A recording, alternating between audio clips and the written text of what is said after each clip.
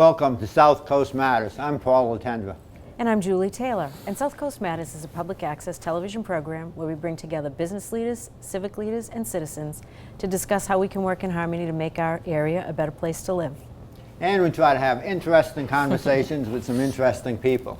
Today's interesting person, we hope he's interesting. He could be a dud, you know. But he's Bill Straus, Representative Bill Straus.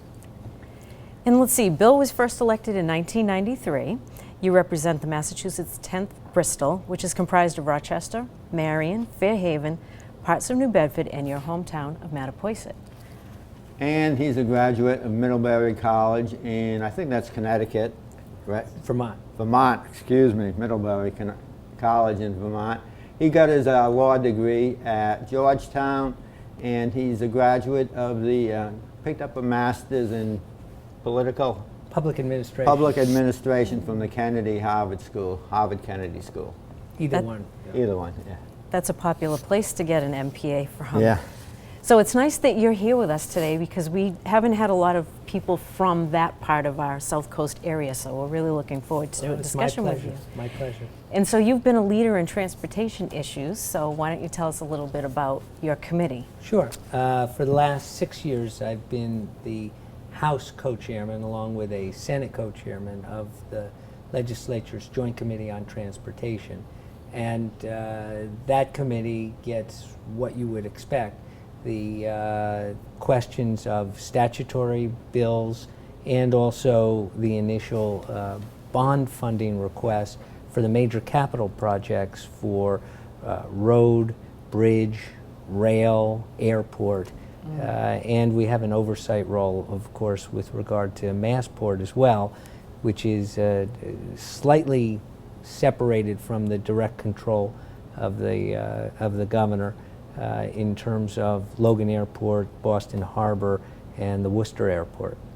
How about the minor airports, Bill? Those are under the Department of Transportation, so think of them as the non-Massport airports like New Bedford, and some are private, some are publicly owned. There's actually a mix of those kind of general aviation airports around the state. The privately owned you still oversee them though, as far as? We oversee them in the sense of they are still eligible for funding assistance for projects that they may have from time to time. Clearly the navigational questions are under the oversight of the Federal Aviation Administration. That's interesting. Yeah, you're talking the islands, I'm thinking more specifically Martha's Vineyard and... those are public airports, okay, both on Nantucket and the Vineyard, and the Hyannis one is government-owned locally as well. Okay. So with all of the Homeland Security and the marathon coming up and the history of what happened there several years ago, how does that impact your committee and what you have to do? Well, certainly the public safety issues are under different committee jurisdiction, but when you're talking about some of the security issues in terms of the budgets that these facilities have, certainly it's true with the MBTA as well. I mean, not just the aeronautics.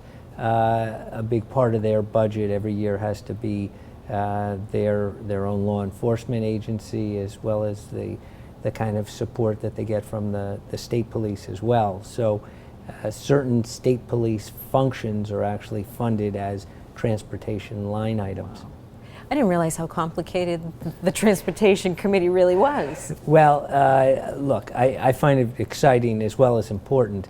And over the years, it's one of the more popular committees for legislators, both House and Senate, to want to be on. And of course, there's still the agency that most of the public interacts with. Maybe they're not always happy about it, but that's the Registry of Motor Vehicles. Right. Their licenses, their plates, things like that. I imagine you're much more visible when you're on transportation too, because when things go well, you're there, and when inevitably every pothole's your problem, every rusty bridge section's your problem. Well, what it does is it keeps you in contact with all your colleagues, at home especially, but your colleagues as well, because I have found there isn't any part of this state that doesn't have a significant transportation issue that locally people identify. Everybody can, in a town or city, identify the major road project, bridge project, something like that, that will make a difference in their community, either for safer access, get across a river, or a business, commercial opportunity. And the same is true throughout Bristol County and Plymouth County as well. We're so much more mobile than we were even 50, 60 years ago. We just have a lot more miles under our belts than our ancestors ever did. Well, the way I think of transportation is, and I know I sound almost emotional about it sometimes, is in the First Amendment to the Constitution, along with free speech, freedom of religion, is the right of association. And the right of association means being able to get around, interact with whoever you want. And so the government, even in the writings of Abraham Lincoln, identified that there's a government role for funding transportation projects. So those who say, and I understand it, government's supposed to have a limited role, and that's the way the government is set up. From the beginning, the government's role in getting transportation assets taken care of, whether it was a canal to find a quicker way to move goods and people, or today the way we do, is critical. So I take it very seriously. I hope that shows. Abraham Lincoln stuck his neck out during the Civil War to extend the railroad west, from, if I remember correctly. Well, it's just to really show the the pounding I took from some teachers. It's Lincoln's second disquisition in government talks about the role that the government has in helping to fund roads and bridges. And it was true in the mid-19th century, it's true today. And he took a big financial risk at the time, if I remember correctly, because we were fighting a war. We were fighting the Civil War at the time. And I know we had trouble appropriating funds for his railroad project. So, when you talked about the amendment, meaning part of the Constitution that it's a right for transportation, how would people expect that to get paid if we had to worry about our roads and bridges at a local level and we didn't have government as the big overseer of making sure it was equitably distributed? It's a perfect question, and that's why I always point this very important historic role for government to be involved in transportation projects, because they don't come for free. They're capital intensive, they're labor intensive, and once you build them, you have to take care of them. The big dig in Boston costs money to, in a sense, operate every day. There's air handling systems, there's lighting systems, the pavement needs work, and when that doesn't happen, we have tragedy sometimes. So I think part of my job or mission as transportation chair is to let the public know, when you want top-notch transportation systems so that we don't fall into a lesser status compared to other places in the country or other places in the world, that takes serious funding. And I have found, although no one should ever be expected to get excited about paying taxes, I have found that when you demonstrate to members of the public where the money is being spent and how it's being spent, there's a greater chance of acceptance. We don't always make the case as good as we should, but I think when people see that transportation dollars that they're being asked to contribute, whether it's sales tax from buying a car, which is dedicated to transportation, doesn't go into the rest of the general fund, or the gas tax itself. By provision of the state constitution, those monies go into a transportation trust fund, and legally that's transportation is the only thing those funds can be spent on.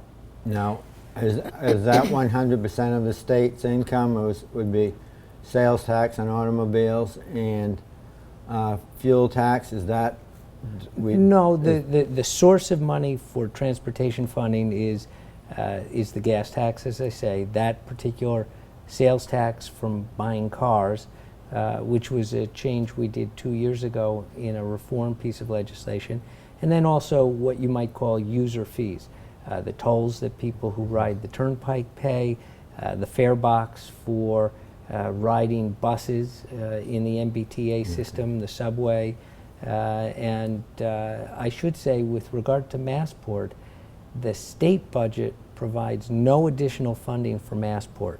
Massport supports itself entirely from the fees that the airlines pay and the revenue they generate from leases with restaurants and advertising and their parking fees. Absolutely. So I had read somewhere not so long ago that Massachusetts invests one of the lowest amount of money back into our infrastructure. So why would that be? If it's so important, who's not making the case that we need to invest in infrastructure? Well, I guess you have to say why is that happening? So 3 years ago, we made an effort to make the case to the public with a transportation financing statute. We immediately raised the gas tax by 3 cents a gallon at the state level. It had not been raised in nearly 20 years, so its purchasing power had dropped by at least a third of what it was purchasing before. And we thought we had put it on a gradual reevaluation based on the cost of inflation. It was a ballot question 2 years ago, and in a very close vote, the voters decided not to approve indexing, that is, regular periodic increases. We're better than some states, not as good as others. Many states do have that indexing. I don't know that we can go too many more years. There will be no tax increases in 2016, but I don't know that we can go too much longer without trying to take care of the transportation system once again. Now, the way I remember that index in question, I thought that rather than having an automatic index, it came up every year in front of the legislature, and we were supposed to allow our legislatures, that was the argument for it, we elect you, so you should have enough common sense to raise taxes when we need the taxes. And we should, and at different times we've had, during my tenure in the legislature, we've had votes where we've raised taxes, and we've had votes where we've reduced taxes as well. We've depending on the nature of the tax and the state of the economy, we've pursued it both ways, increases and reductions. The thing about transportation is that you hope for the long-term planning that you need for major capital projects that are the nature of transportation improvements. South Coast Rail is a perfect example. You would hope that you have a predictable spending and receipts stream.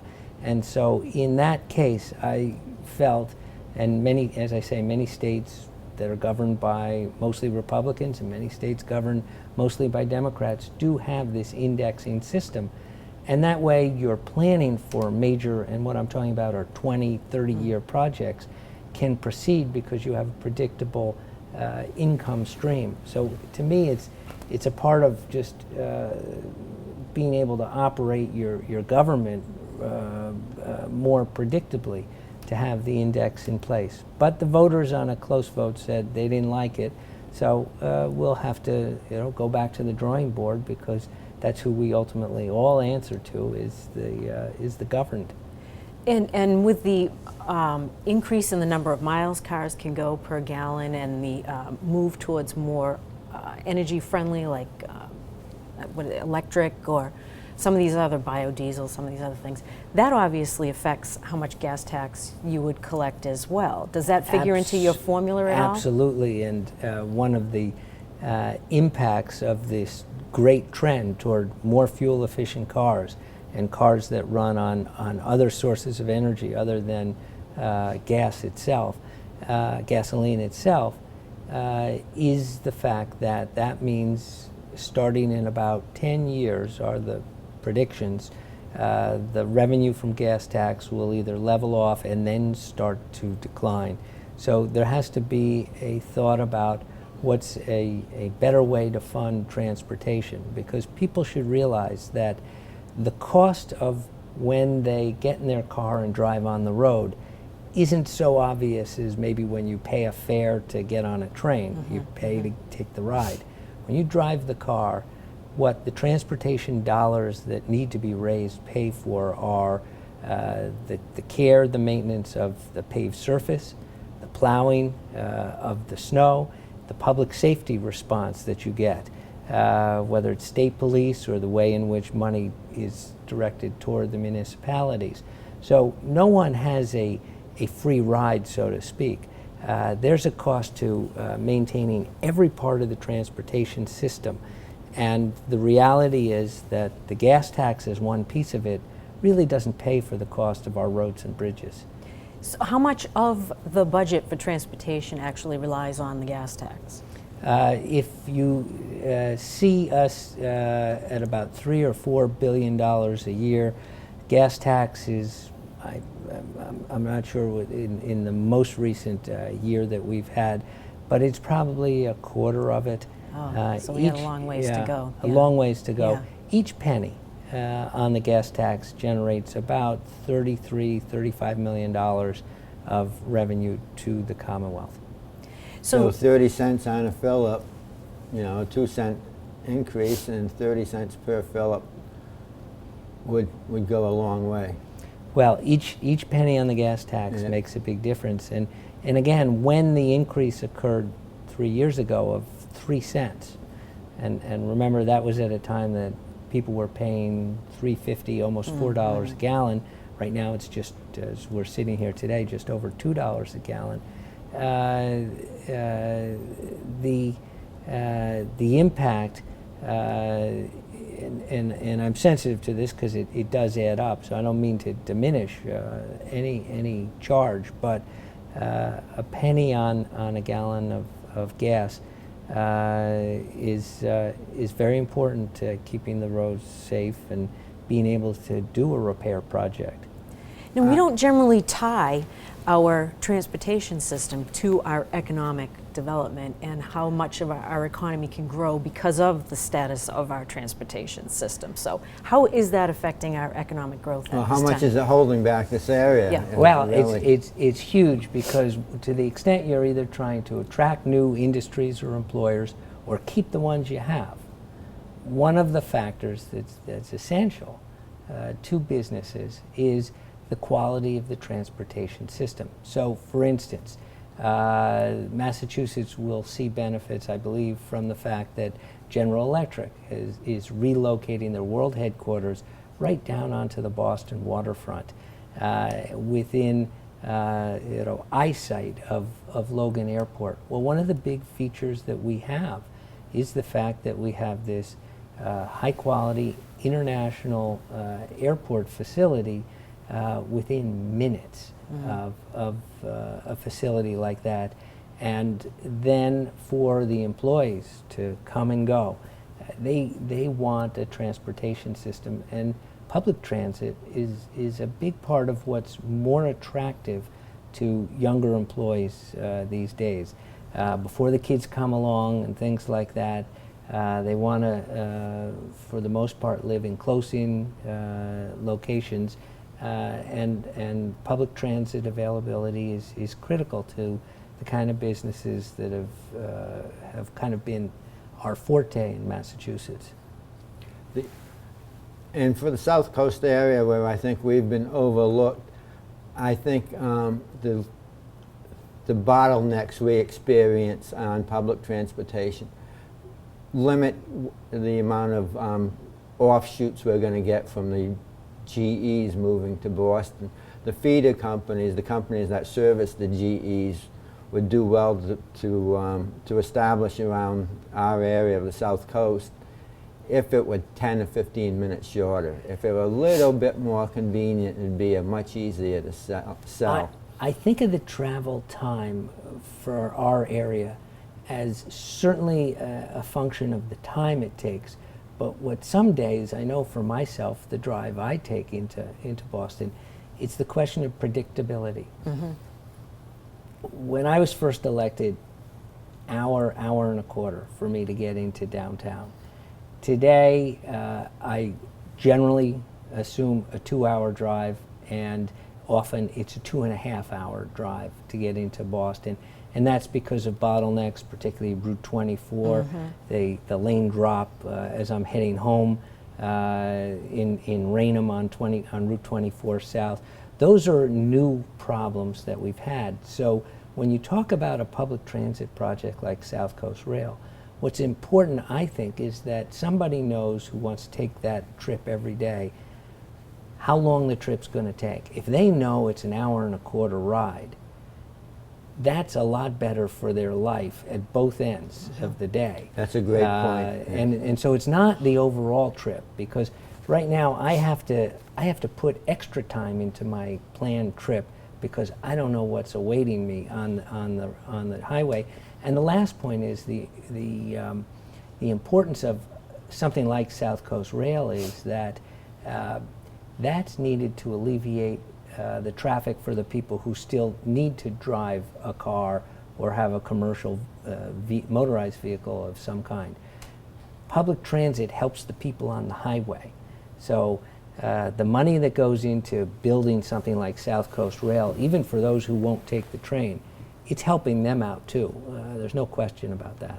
So where are we exactly in South Coast Rail? I knew there was just a new transportation funding bill that was Are we any come out further than we were 10 years ago? Oh, I think so. What in terms of the design and permitting, we're quite a bit farther advanced. The statewide MEPA environmental permit is pretty much in place, and we're about to get to this calendar year to a design stage between 15 and 25%, which triggers a lot of the permitting filings that need to occur. And so we're far advanced. There is a reality that there are municipalities to the north who actually have train service, and I'll mince no words, seem to have always had it as their view that to the south of them, no one should get what they've got, which is a connection to train service into Boston. I'll ask you the same question I asked Gene Fox a few weeks ago. Sure.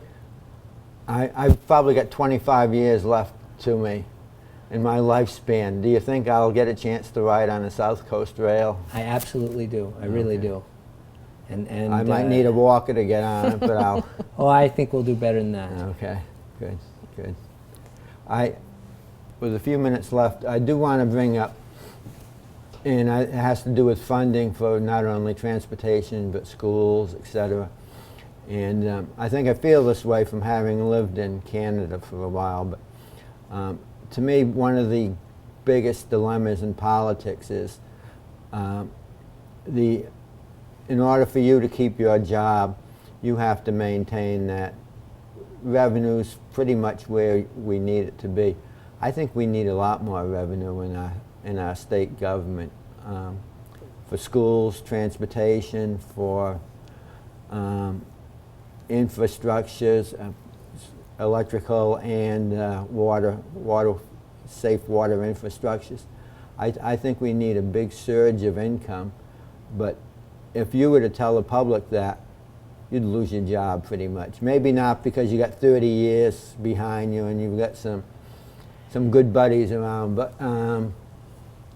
here's my take on that, and I kind of disagree with you. That good. You would I lose hope your I'm job wrong. to do that. What I've found in the number of times I've been reelected, you don't know what happens in the future, but what I found is most important to the people I represent, and I'm sure it's true in every other district around the state, is I think the voters who you ask for support want to know that you've thought through the issue.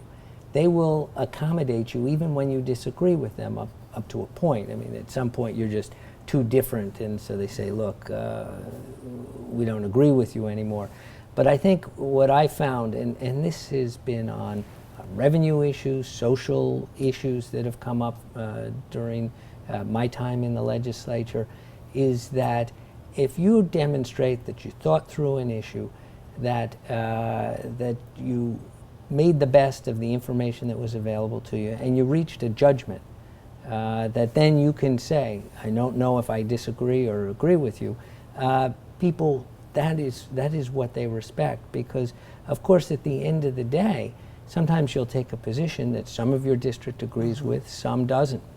I have found those people who try to hold their finger up and try and find out where the majority is on every issue, rather than just looking to themselves and exercise their judgment. They have the hardest time, because we are a representative democracy, which means people hire you for your judgment, not just your position on the issues, but your capacity to react to something new and see what's going on out there, and then exercise judgment in their name. I hope you're right, but I do think we've been guilty of, in the last 20 or 30 years, of kicking the can down the road as far as maintenance on superstructures and infrastructures. And because we've been guilty of that maintenance, it's like if you got a leak in the roof of your house and you kind of let that leak get away, the little jobs are going to become big jobs. Because we've been guilty of kicking the can down the road, we've some of those small we've developed a big deficit where we need a big surge of income right now, both in schools, education, infrastructure, superstructure, a lot of different things. I think we need a big revenue boost right now. Whether or not the state needs to win the lottery. Or Maybe we could have Representative Strauss back for another show. We can discuss innovative new ways to fund and build these infrastructure projects. That would be pretty interesting. that would be good if we can get you to stay for an extra. I would like to do that at some point, because there are a number of ideas that are out there, and we'll get into the weeds, as we say. Very Okay. good. I would gladly drag you into the weeds in our next show. Thank you, Bill.